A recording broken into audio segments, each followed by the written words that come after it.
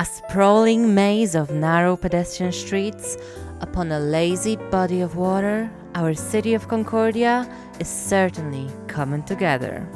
Hi guys, welcome to my channel Lunatic Plays, and I'm the lunatic who plays Cities Skylines 2. Welcome back to the city of Concordia, my pan-European daydream. Today, we are finally getting to place our first Concordian homes down and thoroughly plan out the grand project, which is our historic town center. I hope you like it. Before we get into the draft of our narrow old town roads amidst adorned brick homes upon an old town square, we must ensure that our very first citizen have a way of entry into our town. Now, previously, we ensured that our map is prepped and highways galore available to prevent future traffic issues. But today, we need an actual road network to provide entry upon the Old Town Island that we're going to be building. So, having said that, let's get planning. Okay, so today we are starting strong by rounding off our entry points into the city. And here we will need to show a good bit of ingenuity. So let me show you what I cooked up this time. So this is our map as we left it off in the previous episode. And here is the first step on our journey: a roundabout motorway exit and a double roundabout exit upon the M1. These are going to be quite close together, so we will need to show a good bit of ingenuity on the M1 bit where the two between the two interchanges that we've already made.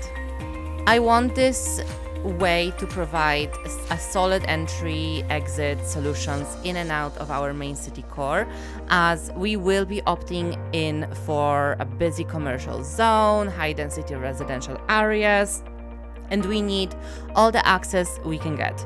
And to compensate for how close these exits will be, I have something very special in store, which you will need to wait for just a teeny weeny bit longer. Next, I wish to provide a double roundabout exit upon the M5. This is not a zone we will be focusing on for the foreseeable future, so I just want to put it there as a placeholder, and more planning can still happen here down the line, but I will just sketch it in for today. We will not be detailing it. I just want it there as a placeholder. As the main point of entry into the area we want to focus on, we will be creating a series of intersections with the M2, which northwards past the main M1-M2 interchange will become the N2 and will be a more urbanized zone. Therefore, these will not be proper interchanges, but rather simpler intersections with dedicated turning lanes and stuff like that. Finally, we will draw in our railways, which we will need to be risen up in this area to facilitate road connections underneath it. I'm kind of flirting with the idea of an elevated historic station, but let's just sketch in the railway today and see what tomorrow would bring us. Okay, so having made up the initial plan, let's get to work.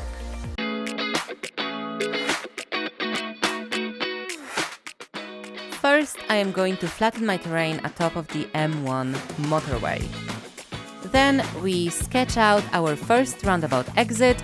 This exit is quite unique in that the on-exit ramp coming from the M1 eastwards will run from the M1 M2 exit ramp, and this necessitates me to remove a little bit of the detailing, but fret not, it is coming back. Next, we move on to the double roundabout exit down the road, and this one was a bit of a doobie because I initially planned on creating special passing lanes in between both of the exits. We're drawing in here, but ultimately I didn't feel like it worked the way that I imagined it, so we alternate of the plan a little bit here and create this side road entry on and off the highway and onto the double roundabout. You know, sometimes you just gotta experiment until you get it right. Here is an example of the passing lane which I wanted to throw in here, and I think it works much better with this configuration. I went in with the exact same design for the M5 exit. This might move or change in the future, but for now this is what we get here. I figured that now was the perfect time to sketch in my railways. First, I raised it up to 8.75 meters and then I outlined the rest of the tracks. And in regards to the M2N2 city entry, this was a bit of a journey. I wanted to experiment with keeping the N2 as a double highway and then add sidewalks manually using invisible footpaths and sidewalk lane networks. But the intersections here just weren't cutting it for me, so I took it back to the drawing board. So ultimately, I threw it out the window and decided to get a little bit more ambitious here. So first we sketch out a roundabout that will mark the end of our M2 motorway and the beginning of the N2 city arterial. Here I was cognizant that I probably need to take care of terrain elevation issues that this map has. So the river is marked by a pretty tall cliffside, and in the future I wish to have a sprawling promenade here. So I decided to shelve the terrain in 10-meter height intervals. This way I have a less dramatic elevation difference between my city and its river. I felt that this was the perfect time to remove trees on both of my islands here too. I lowered the M2 motorway entry to the immediate city elevation point and sketched out my roundabout again. Now it was the time to create my custom national road. As this will be a key city arterial, I wanted to offer double traffic lanes and dedicated bus lanes without any road marks, so that I will be free to detail according to my own desire. I included a median here to accommodate future addition of dedicated turning lanes. And here you see me testing out the custom pedestrian sidewalk, which I may or may not use. I haven't really decided on this yet. We'll see that in the detailing section of the episode. So linking up my roundabout, I realized that it would be better to have custom roundabout roads without the road markings. So I created and cataloged them using the road builder. I added my intersections and adjusted how wide they are using Move It. I also sketched in an initial arterial rundown for the city. These roads might change and evolve as we go on, but I just wanted to put them in here to see if I like it or not. I also updated my M1 exits to unmarked roundabout roads so that I can mark them myself. And here I decided to pre-plan an exit leading to the area past our rail tracks. I was cognizant drawing my tracks in this way that this would prove to be a challenge, so I thought creating this now was probably a good idea. For this purpose, I also created custom unmarked regional roads, which I will detail later on. And here it is.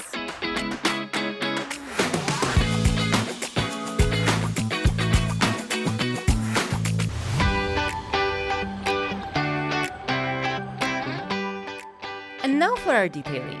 First, we begin by bringing our motorway site surface network, which is the grass and concrete squares, to keep up the urban bypass highway look for this area. And I add those all along both sides of our motorway. Then we go on to adding our concrete safety barriers along both inner sides of each directionality of our motorway. Next, we add our lighting to really make that baby pop, because what's the point if it ain't glowing? Guess my approach to city skylines is equivalent to my approach with makeup. Now make it shine! And we really go to town on these lamps, which is perfection. Now something controversial for you guys. So I really hate the look of planes in cities, so let's pop those shrubs in between the motorway and along our networks to hide those harsh edges, and everywhere else. Now, my favorite part, the signage! Seriously lads, I spent another 2 days here recreating to the T the Irish road signs, remaking my existing ones and cataloging a whole new directory to use in the future. I feel that city skylines for me is what trains are for Sheldon Cooper. Now isn't that something to bring to my therapist? Finally, we go on to road marking.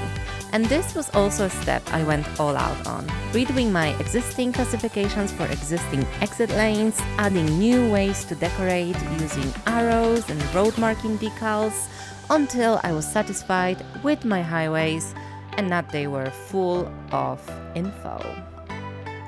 We also throw in these safety bollard babies along our exits. And here it is.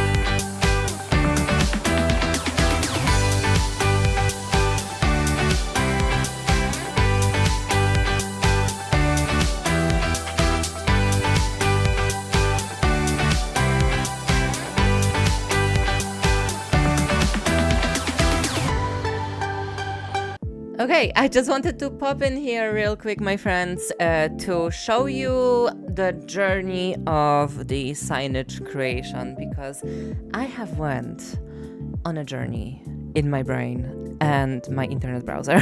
So basically, I've been recreating signs that I've been seeing around Irish roads, and then I looked them up online and I try to side by side create them using the tools that we've got with the Swedish highway signage and Write Anywhere mods from Paradox Mods, and this is what I've come up with so far in regards to our motorway signage. I am recreating this from Irish motorway signs that I've been seeing around, because these are the ones that I see on a daily basis and these are the ones that I'm most comfortable with. But here they are. I will share, as part of our end of episode Concordia pack, a list of these that you can copy and paste into your Write Anywhere mod directory. I will include the instruction on how to do that as well. But if you don't copy them in, they will also show up if you download this map. So you don't really need them, but if you want to use them and appropriate it for your own map, I will include it. So then you can get it. And then the description on how to do it is in the Word file. There's part of the zip file, the WinRAR file rather, with the Concordia pack. Here are some of the side road signs that we've used, like the lane gain, lane loss signs. They are not exactly the same because the mod has certain limitations, but I did the best that I could with these. And here we have our highway exit signs. I've updated them. I've realized that the actual exit number on the Irish sites has a black background and white lettering, not white background and black lettering like I thought initially. So I've updated all of them. I'll show you the final result in a sec. And here is our distance sign. It has the motorway number and the exit number on it. This is appropriate for the motorways only. There are separate signs for national roads and regional roads, which I will build when we get to it. Here is our roundabout side road sign. They look like this, also building a huge directory of those. And then our nearest exit sign. So these are the type of signs that we would be seeing on Irish roads, and these will be the kind of signs that we will be seeing in Concordia. And the directory will be expanding the more we go on with our episodes. So I will just keep updating the pack at the end of each episode so you can get those for yourself and use them in your own world, or use them to create different variations of Concordia. I highly encourage it. And here now I just wanted to pop in just to show you our updated road markings, because some things have changed. And let's just play the game, let the cars get moving. I normally keep play in paused so that it uses less computational power, because this game is already kind of heavy for the machine, even though my computer is relatively good. But so this is what I used. I relabeled all the exits, by the way. So we start here at E1 E for exit, by the way. If you're like me and you wouldn't get it right away. And here is the signage that we have appropriated. Again, I used the UK and Ireland exit countdown sign. I used more of the speed restriction road markings, and then I marked each lane corresponding to each of its exit. And this is what it looks like. There's a lot more on it. I just kind of like, I went on a tangent, but I like what it looks like. So this is what we get. And then here where we have these exit lanes kind of merged together, where you leave one intersection, but the lane continues on into another exit. It's a little bit more complicated. This is what it looks like over here. So we have like the exit lane speed limit. We have the marking. So then the arrows pointing to leave point to M1, which is the highway that we are on right now. And then the speed limit kind of marks the exit as it continues, just to kind of let the road users know that if you remain in this lane, you will end up in another exit down the road. And then here it just becomes all about the exit. But I kind of like this little slip lane that we've added here because I think like if the traffic is high, but then no one is exiting from this exit over here, then you can kind of prerequisite yourself by getting in here early rather than using the limited time that you have driving on this lane to get out onto this exit. So this is kind of what we've done so far, and I absolutely love what this highway piece looks like. I'm really glad that we got it down, and I think that finally we are ready to move on to our big architectural project, which will be our medieval city core on this very island over here. And we will begin that with a plan.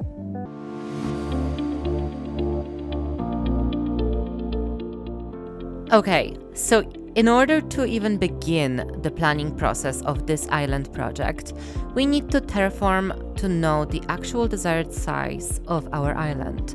This will allow us to plan our next step, which will be, and you guessed it, more roads.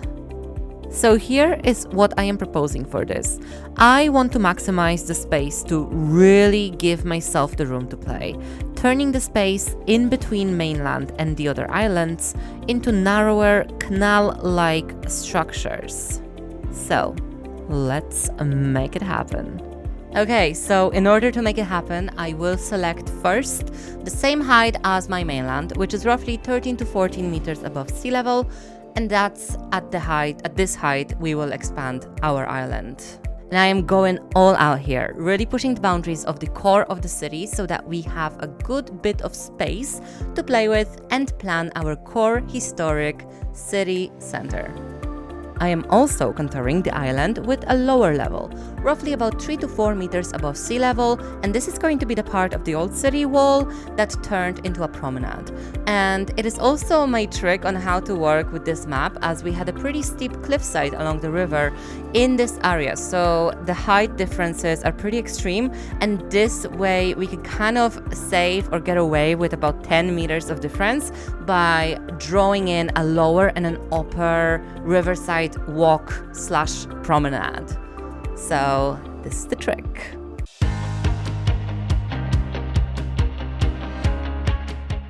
Now we are going to take a moment to roughly sketch out the plan for our infrastructure, as this will really determine how badly we are going to struggle with traffic in the future. Remember, your road layout is like pulsating veins for your city, and you don't want to end up with thrombolysis.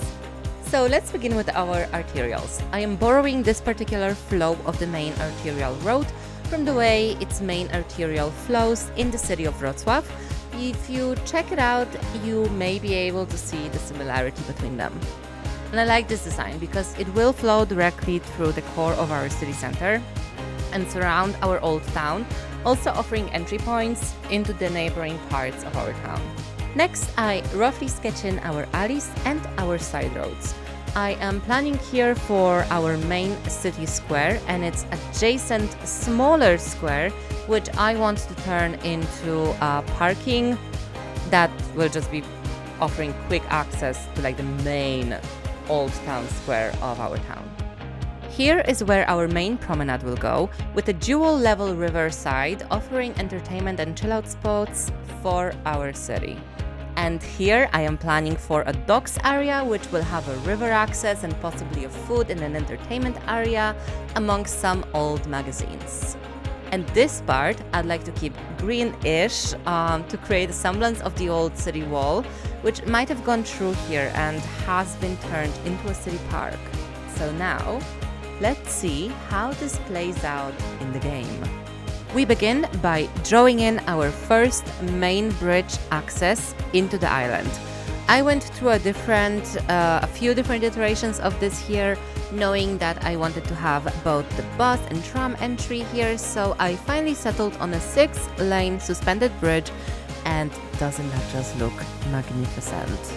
I drew in the rest of my material, dragging it onto the western end of the island and accounting for both of my metropolitan area access bridges. This required me to pre-terraform a little bit in this area and on the metropolitan island, just so that I could get the bridge height right. We continue on dragging out our arterial over to the northern end, where it will in the future connect to the other historic part where our castle and cathedral will be. I decided to place in my grand bridge, which I knew I wanted in this area. I just wasn't sure how to make it work, but ultimately I felt that here is where it's shown the brightest. And what a statement. Now I began drawing in my side roads, and yes, I am temporarily using vanilla roads to mark my networks, but we will upgrade them to custom roads in a little bit. I just needed my outline first. I mark out both of my city squares here, trying for an organic, messy road layout to really stay true to that medieval Central Europe city center vibe. And okay, so a bit of bad news. I thought I was recording when I wasn't, so fret not, allow me to explain. I placed some buildings in already as I was finishing up the final touches for my road network. The reason being, this is the historic core of our town, and as such it demands for some landmarks to be present here. One of those is going to be our courthouse, which doubles down as a police headquarters and the city hall from the French back. It will go here along our main arterial. I also placed our customs house, which is the central bank in-game asset, nearby to our docks, which made historic sense to me. It's also right here along this avenue, which offers a shortcut to the two ends of our city center arterial. I think once we're done, it will look absolutely beautiful. I've also placed the old Parliament building along the northern quay, facing what will in the future be our castle and cathedral seat of power island. I've used the Diet building for this as it's what fit. Also, both of the customs house and the Diet are non-functional buildings. They are the static ploppables, as their grounds areas were way too big to accommodate here. But as this is a city painting series, I'm okay with it. We may use the actual assets still in the future in other areas of our city. Finally, it was time to draw up our lower quays. I used the new assets which we recently got from the Bridges and Ports pre-update. The shape of these will probably change and evolve, especially once we get on to making our docks, which I think will be something quite special. I corrected the depth of our river so that the quays would look reasonably too. Next, I began to pre-plan for our trams by upgrading the main arterial with tram tracks. Next, it was time to blend our lower quays into the upper quays. And now, we will make the space for our docks area park, which I want to be a sort of a riverside tired plaza. Not a fine idea on what it will look like, but I know I wanted to have a terraced river access here. I've tried experimenting with different ways in which to connect our intersections, but as we will be squishing our town sort of together here, any larger scale over and underpasses just wouldn't make sense in this area. We may even be limiting the amount of our roundabouts in here. Just space here is so precious. This wouldn't be very much a diversion from facts of Central European cities though, so I am okay with it. Once we are detailing, I will add respective turning lanes to our intersections to help with the traffic. This was also the moment I decided to include my districts with placeholder names of plan for what is going to be where, as I am refining and changing things, making them more detailed. This will help me remember what goes where. And now we create our custom unmarked roads. I've created regular two-way streets with no markings. I tried adding as much grass to my sidewalks and limiting sidewalk parking on all of my roads. A, I like the aesthetics. B, we will have dedicated parkings. They are common. Our main arterial also, because a custom 6-lane road with a grass median and grass sidewalks areas and inner tram track. Unmarked with a 50 km/h limit. After upgrading all of the roads, it was time to remove all of the existing road markings using the bulldozer tool. So stuff like speed limit markings, arrows, etc. I wanted to make my own, so I am pre-cleaning this to have a clean slate for the future. And next, I went over all of my key intersections of pedestrianized zones, one-way streets, collector roads, and using the nodes in Move It, I widened all of my intersections, offering better and more organic look to all of them. It took some deleting, redoing, fixing stuff just to get it right, but if you take your time, you too can get it right. And here it is.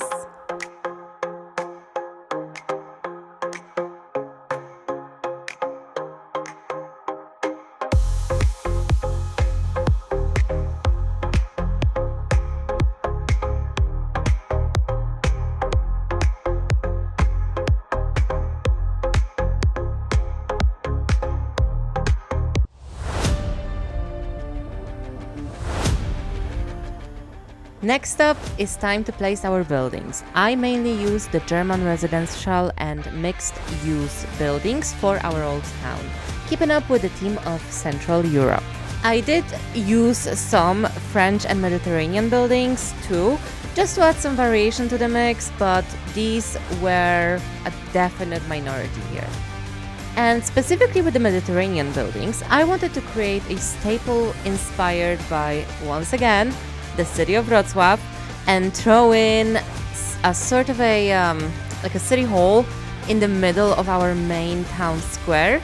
And here the Mediterranean buildings came really handy, as some of them have these amazing characteristic archways at the bottom, which are also a staple of so many old buildings across Polish city squares, and I just really wanted to commemorate this. So here it is.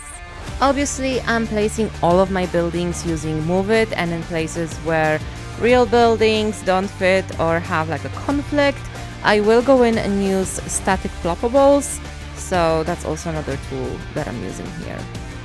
We also go in and add our services. So my goal is to expand the city in a way of building adjacent towns with full capacity to exist on their own as a town. So like each town, quote unquote, will have their own unique kind of like distinct residential, commercial, entertainment and service area. Not necessarily industrial, although some magazines might appear here and there, but that's not like the main focus. So I just want like all of the residents to kind of live autonomously in all of the respective areas.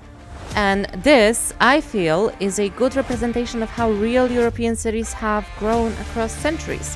So first you had small villages which grew into towns, and eventually their borders met and combined to create bigger and bigger cities. This approach also gives me a good opportunity to begin mixing the different architectural styles, like I said in episode 1, and hopefully create something really, really unique. And here is our old town.